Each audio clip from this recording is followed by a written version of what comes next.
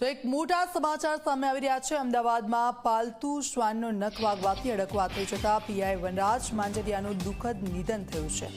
જી હા, ખૂબ જ ચોંકાવનારા સમાચાર છે આ। પોતાના પાલતુ શ્વાનનો નખ વાગવાથી પીઆઈ વનરાજ માંજરિયાને હડકવા થઈ ગયો અને તેમની સારવાર માટે તેઓ 4 દિવસથી અમદાવાદની કેડી હોસ્પિટલમાં દાખલ હતા। મળતી માહિતી પ્રમાણે કંટ્રોલ રૂમના પીઆઈ માંજરિયાને પોતાના પાલતુ શ્વાનનો નખ વાગ્યો અને તેમને હળવાશથી લીધું હતું, પરંતુ પોતાના પાલતુ શ્વાનના નખનો ઘા તેમની જિંદગી ઝૂંટવી ગયો છે।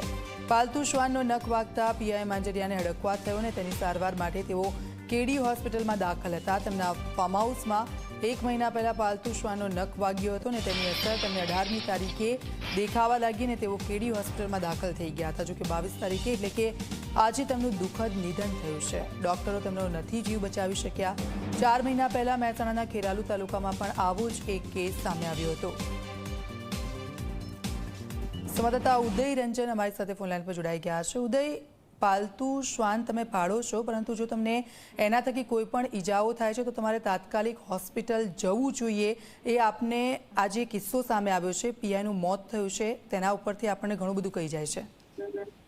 ચોક્કસથી દીક્ષિતા, એક ચેતવણી રૂપ કિસ્સો સામે આવ્યો છે અને આ પણ કિસ્સો જે છે અમદાવાદ શહેરનો કિસ્સો છે। અમદાવાદ શહેર પોલીસ કંટ્રોલ રૂમની અંદર ફરજ બજાવતા પીઆઈ માંજરિયા જે છે એમનું એક પાલતુ શ્વાન હતું। એ પાલતુ શ્વાન હડકાયું થયું હતું। એ સમય દરમિયાન તે એના નખ જે છે વાગી ગયો હતો। નખ વાગ્યા બાદ જે છે 1 મહિના પહેલા આખો નખ વાગેલો હતો ને 1 મહિના બાદ પણ એને કોઈ યોગ્ય સારવાર ન કરાવી તો એ છતાં એને ધ્યાન ના આપ્યું હતું। ત્યારબાદ જે છે તબિયત એની બગડી હતી। તબિયત બગડ્યા બાદ જે છે ગઈ તારીખ 18મીએ જે છે એમની કેડી હોસ્પિટલ ખાતે દાખલ કરવામાં આવ્યા હતા અને આજે વહેલી સવાર એટલે કે 22મી તારીખે જે છે એમનું મૃત્યુ નીપજ્યું છે। એમને હડકવા થયો હતો ને જે પ્રમાણે સૂત્રો જણાવી રહ્યા છે એમની પરિસ્થિતિ એટલી બધી બગડી ગઈ હતી કે એમને ત્યાં બાંધીને રાખવા પડ્યા હતા, ત્યાં સુધી એમની પરિસ્થિતિ બગડી હતી।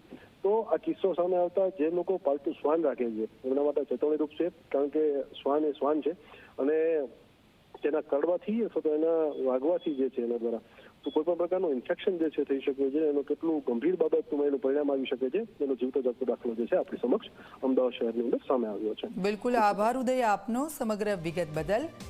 તો આ જે કિસ્સો છે એ ચેતવણી રૂપ કિસ્સો આપણી સામે આવ્યો છે અને તેને જ લઈને અમારી સાથે જોડાઈ ગયા છે જય ચૌધરી, ન્યુરોલોજિસ્ટ છે। આપનું સ્વાગત ઝી24 કલાકમાં। હાજી મેડમ। સર, પાલતુ શ્વાન કે જેને આપણે વેક્સિનેશન કરાવતા હોઈએ છીએ અને જો એમના થકી આપણને કોઈ નખ વાગે છે અથવા તો દાંતનો કોઈ નિશાન પડી જાય છે અને આપણે હોસ્પિટલ નથી જતા તો એ કેટલું ઘાતક નીવડી શકે છે આપણા માટે? આ છેલ્લા 6 મહિનામાં બનેલી બીજી દુઃખદ ઘટના છે ગુજરાતમાં। ગયા 3 મહિના પહેલા પણ ખેરાલુ જિલ્લાના સાગપડા ગામમાં આવી ઘટના બની હતી।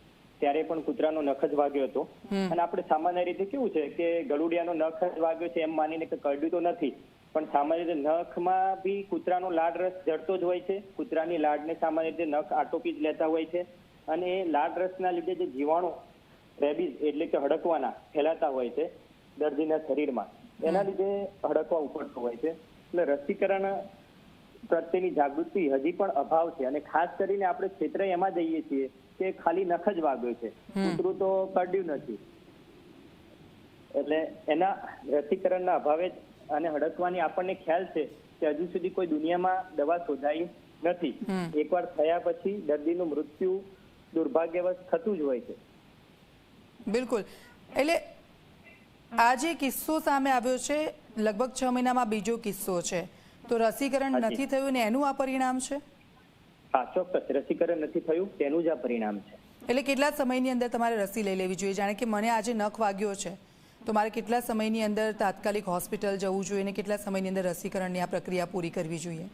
પહેલા 48 કલાકની અંદર જ હડકવાના આપણે ઇન્જેક્શન લગાવી જ દેવા જોઈએ, તો જ સારું રિઝલ્ટ મળતું હોય છે। અને દુનિયામાં એવા પણ કેટલાક કેસ નોંધાયેલા છે કે 48 કલાક પછી રસી લીધી હોય તો ભાગ્યે એ લોકોને પણ હડકવા થયેલો છે। એટલે સૌથી પહેલા 48 કલાકની અંદર નજીકના આરોગ્ય કેન્દ્રમાં પહોંચીને હડકવાના ઇન્જેક્શન લગાવી જ દેવા જોઈએ અને સરકાર તરફથી ફ્રીમાં દરેક નાના પીએચસી સેન્ટરમાં પણ અવેલેબલ હોય જ છે।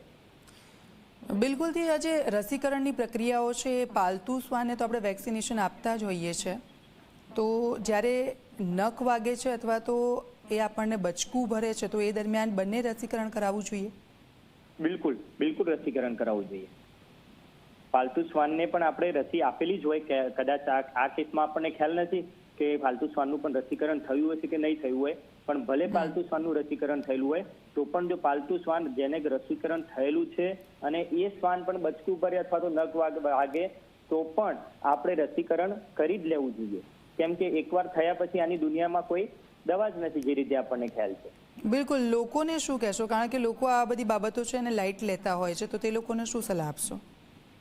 એક જ સલાહ આપીશ કે પાલતુ પ્રાણીઓના સંપર્કમાં આપણે ભલે રહીએ, પણ જ્યારે પણ આવો નખ વાગે કે બચકું ભરે કે ઇવન સામાન્ય લાળ રસ પણ આપણા ચામડી પર જરે તો તરત જ એ ઘાને સાબુથી સાફ કરી દેવો જોઈએ અને પહેલા 48 કલાકની અંદર જ રસીકરણ માટે પહોંચી જવું.